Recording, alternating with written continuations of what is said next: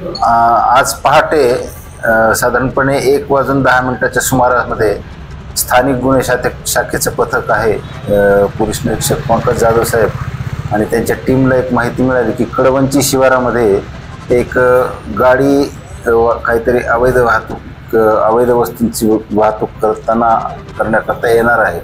त्या माहितीवरनं त्यांनी ट्रॅप लावला आणि एक कंटेनर त्यांना भेटलं. संशयास्पद कंटेनर होतं. त्याचं चेक केलं असता त्यामध्ये साधारणपणे 77 लाख रुपयांचा गुटखा हा मिळून आलेला आहे.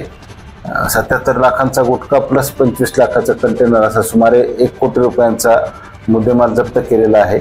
गुन्हा दाखल करण्याची प्रक्रिया तालुका पोलीस स्टेशनला पूर्ण केलेली आहे. तालुका पोलीस स्टेशनला गुन्हा दाखल करण्यात आलेला आहे. ट्रकचा चालक, जो ट्रक चालवत होता, तो ट्रकचा मालक आणि ट्रान्सपोर्टर या तिघांच्या विरुद्ध प्राथमिक गुन्हा दाखल करण्यात आलेला आहे.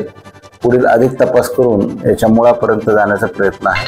स्थानिक गुन्हे शाखेचे पोलीस निरीक्षक पंकज जाधव, सहाय्यक पोलीस निरीक्षक योगेश उबाळे, शॅम्युअल कांबळे, राम पोहरे, प्रशांत लोखंडे, सागर बाविस्कर, योगेश सहाने, धीरज भोसले, सोपान क्षीरसागर आणि सौरभ मुळे यांच्या पथकाने ही कारवाई केलेली आहे. आणि अशाच प्रकारे अवैध धंद्यांच्या विरुद्धची कारवाई प्रभावीपणे जालना पोलिसांकडून सुरूच राहणार आहे. साधारणपणे 77 लाखांचा गुटखा जप्त करण्यात आलेला आहे आणि कंटेनरची किंमत 25 लाख. 3 आरोपी निष्पन्न झालेले आहेत. सध्या 1 आरोपी ताब्यात आहे. अन्य आरोपीच्या शोधाकरता पथक रवाना करण्यात आलेला आहे.